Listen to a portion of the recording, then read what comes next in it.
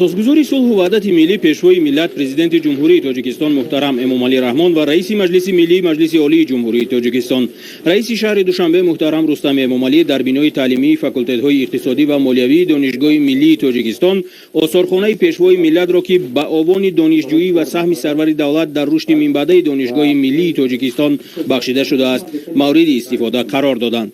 آثارخانه مذکور بخشیده به 30 سالگی استقلال دولتی جمهوری تاجیکستان بنیاد گردیده است. مقصد از آن تربیت نسل‌های امروز در روحیه خودشناسی، ارجگذاری بر رکن‌های دولتداری ملی و آشنایی با خدمت‌های شایان پیشوای معظم ملت در راه اعمار جامعه معاصر تاجیکستان، سهم شخصی راهبری دولت در انکشاف ساحه‌های گوناگون علم و معارف، علل خصوص در پیشرفت چشمرس با نفوذترین مؤسسه عالی تعلیمی کشور دانشگاه ملی تاجیکستان میباشد. راهبریت دانشگاه ملی تاجیکستان بخشیده به 30 سالگی استقلالیت دولتی جمهوری تاجیکستان تصمیم گرفتند که یک آثارخانه را به خاطر انعکاس دستاوردهای دانشگاه ملی تاجیکستان در دوام 30 سال تأسیس نمایند. حالا ما در تالار تحصیلات قرار داریم. ما را به خاطر تالار تحصیلات ماندیم که این به دوره دانشجویی امامعلی رحمان حالا اساسگزار صلح و وحدت ملی پیشوای ملت پرزیدنت جمهوری تاجیکستان منصوب می باشد. در تالار حجت اسنادهای اصیل را گرد آوردیم. ما در دوام 5 ماه این جانب حجت ها را پیدا کرده و معرض تماشا گذاشتیم. حجت ها بسیار حجت های اصیل اورجینال هستند و در 3 قسمت آنها را ما تقسیم کردیم. حجت های دوره داخل شوی یا داوطلبی امامعلی رحمان که شروع می شود از خود عریضه داخل شویشون، موضوع انشا که ما ظفر خواهیم کرد و معلومات نامه و توصیه نامه هایی که از جانب خلخاص از ناحیه دنغره داده شده بودند و گرد آورده شده بودند گذاشتیم. در جای دوم به واسطه حجت های دوره دانشجویی امامعلی رحمان گرد آورده شده است که در آنجا فرمان ها عکس ها هستند، مخصوصا عکس هایی که با همکرسانشان گرفتند در آنجا گرد آورده شده است و همزمان دوره سوم که دوره به واسطه ختم است، حجت هایی هستند که به دوره ختم امامعلی رحمان منصوب می باشند. اینها به واسطه درباره سپردن امتحان دولتی، گرفتن دیپلم دانشگاه دولتی تاجیکستان می باشد. تالار با یک خصوصیت خاصی خود فرق دارد. ما این را با یک اصول عنعنوی ملی آورد دادیم که تا که انعکاس کننده حیات سالهای 70 و 80 عصری 20 باشد. یک چیز بسیار مهم و ضروری در این تالار از آن عبارت است که این از 2 ستون عبارت است و نقش همین ستون ها را ما از مقبره مولانا یوسف ختلانی که در عصر 19 زندگی کرده است آوردیم، بر طریق رمز آوردیم که در اینجا در ستون جای کرده شده است. با در نظر داشت مقام و منزلت برجسته دانشگاه، شورای عالمان دانشگاه ملی تاجیکستان از 18 آگوست سال 2020 اوید به تأسیس دادن آثارخانه نو جهت انعکاس دوره تحصیل پیشوای ملت محترم امامعلی رحمان در این بارگاه علم، خدمت‌های سرور دولت در رشد و پیشرفت همه‌جانبه دانشگاه، نشان دادن دستاوردهای بانفوذترین مکتب عالی کشور در شرایط امروزه و نقش آن در رشد معارف، خودشناسی، افتخار از وطن و عرض و سپاس استادان و دانشجویان به وطن و ملت و پیشوای معظم خویش قرار قبول کردند. تأسیس آثارخانه مهرنامه و عرض سپاس هیئت زیاده از 2000 نفره کارمندان و عالمان و زیاده از 25000 نفره دانشجویان دانشگاه ملی تاجیکستان با ختم کرده فاکولته اقتصادیات دانشگاه در سالهای 1977 1982 پرزیدنت جمهوری تاجیکستان محترم امامعلی رحمان می باشد. دانش‌های اندوخته سرور دولت در آغوش این درگاه علم و معرفت امکان دادند که تا به زینه‌های بلند راهبری رسیده ملت و وطن محبوب را از ورطه هلاکت نجات دهند. دولت نوین تاجیکان را احیا و یکی از سیاستمداران شناخته جهانی و راهبر تاجیکان جهان اعتراف گردند. سالهای 1977 1982 پیشوای ملت ما پرزیدنت جمهوری تاجیکستان امامعلی رحمان در این فاکولته تحصیل کرده بودند و البته ما باید که یک طرز یک آثارخانه بنیاد کنیم که در روش نشان دادن یعنی که همین تاریخ خود دانشگاه و همچنین یعنی که در زمان پیش قبل از صاحب استقلالی و بعد صاحب استقلالی چگونه دستاوردها به دست آورده است دانشگاه، چون که میدونه که دانشگاه ملی تاجیکستان همچنین که از مرکزهای علمی و معرفتی جمهوری تاجیکستان نهایت مقام مرتبه بلند دارد. تعدادی که در این سالهای از سال 1948 تا به امروز این دانشگاه را ختم کردن به زیاده از 100,000 میرسد و موافق معلومات امروزه 60% بسیار کارمندان راهبری عموما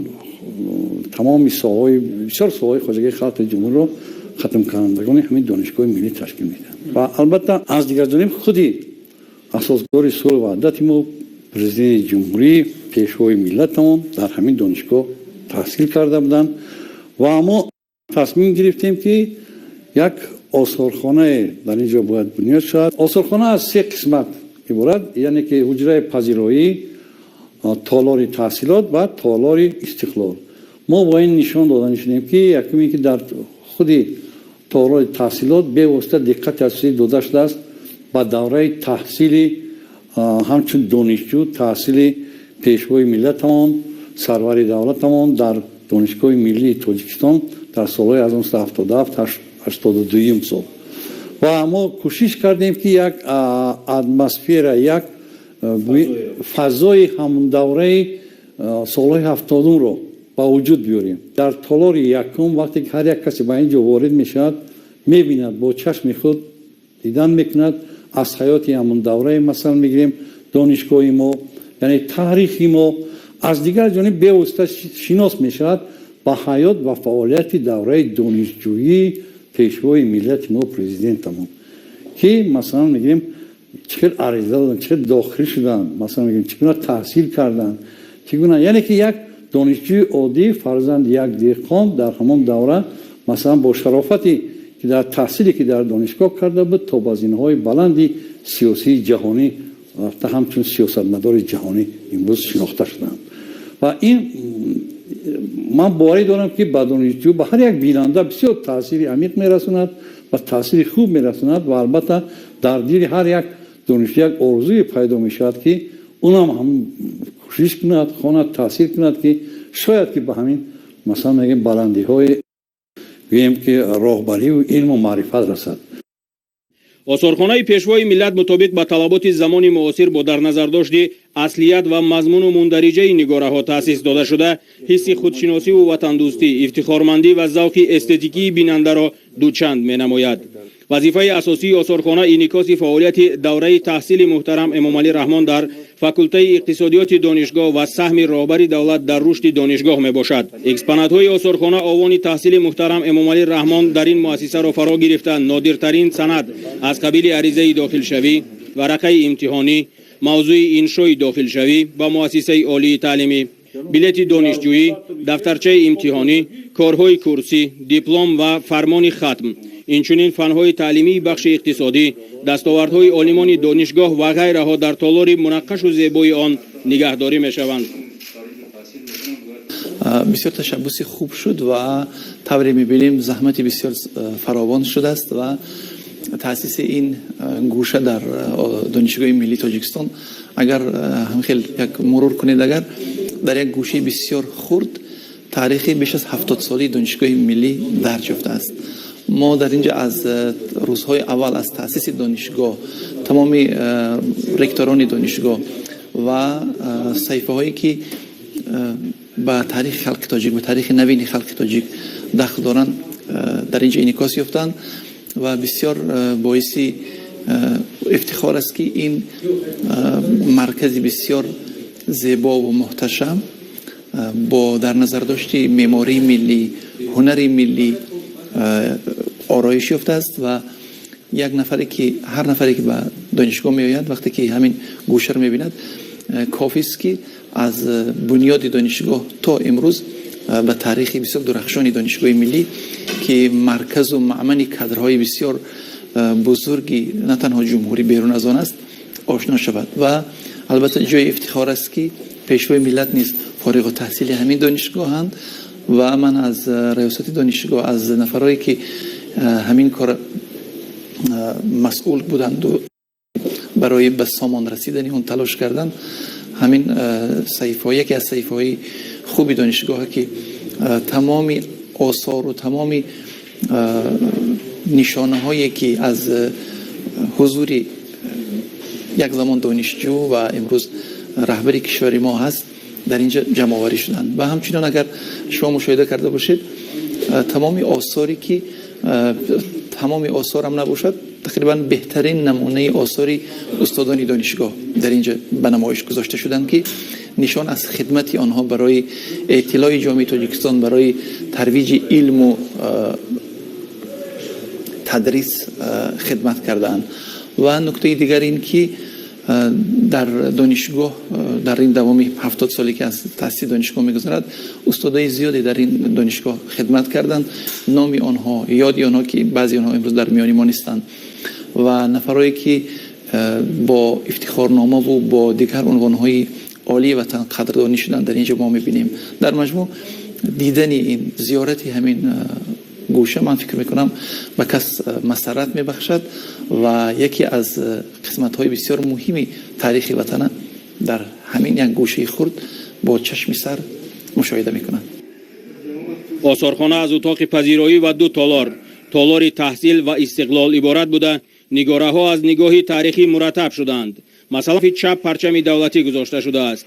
در روبروی دری درآمد میزی 8 گوشه کندکاری شده با کرسی ها گذاشته شدند. سقف بنا با کندکاری های چوبین پوشانیده شده است که محصول دست دانشجویان کالج رسامی به نام علیموف می باشد. در درآمدگاه تالار تحصیل باشد میزی دانشجویان سالهای 70 عصر 20 که پیشوای ملت در آن نشسته تحصیل علم نمودند به نمایش گذاشته شده است. این و دیگر نگاره ها که علاقه مال تاریخ دانسته می شوند توجه هر نفر را جلب می نماید. در همین تالار اینچنین کتاب های تعلیمی از فن اقتصادیات جای داده شدند. در سه رواق تالار حجت های دوره داوطلبی، تحصیل و ختم امام علی رحمان گذاشته شده است. در دیوار عکس رکتوران دانشگاه تا دوره استقلالیت گذاشته شده. تالار را همچنین عکس استادان فاکولته به حسابگیری بوغالتری خواجگی قشلاق در سالهای 70 80 عکس سابق دانشجوی این راههای کندکاری شده آرایش می‌دهند. کمپوزیسیای کتاب باباجان غفورов تاجیکان تاریخ قدیم و عصرهای میانه چاپ سال 1972 در لوحه چوبین با زیافت‌های دانشجویان فاکولته تاریخ هنگام تجربه آموزی آرکئولوژی در ناحیه فرخار و نگاره‌های کندکاری شده تالار را باز هم پرره می‌گردانند. دو ستون تالار با تصویر نقش‌های مقبره مولانا یوسف خطلانی کندکاری شدند. تالار استقلال آثارخانه با تشریف‌های پیشوای ملت پرزیدنت جمهوری تاجیکستان محترم امام علی رحمان با دانشگاه ملی تاجیکستان و دستاوردهای دانشگاه در 30 سال صاحب استقلالی جمهوری تاجیکستان بخشیده شده است. در همین تالار اینچنین عکس‌های تشریف پرزیدنت جمهوری تاجیکستان به دانشگاه، عنوان‌های فخری از جانب دانشگاه‌های جهان تقدیم شده گذاشته شده است. آثار پرزیدنت جمهوری تاجیکستان محترم امام علی رحمان و موادهای به پیشوای ملت بخشیده شده گوشه دیگر این تالار برهوا را زینت می‌بخشند. دستاوردهای عالمان دانشگاه نیز در رسته‌های این تالار به نمایش گذاشته شده است. سقف بنا با گچکاری‌های ملی آرای یافته اثرهای رسامان تاجیک در جایهای موافق آویزان کرده شدند. در مجموع آثارخانه پیشوای ملت تجسمگر سیاست خردمندانه پرزیدنت جمهوری تاجیکستان محترم امام علی رحمان در بخش علم و معارف بوده برای استادان و دانشجویان دانشگاه راهنمای ارزنده خواهد گردید.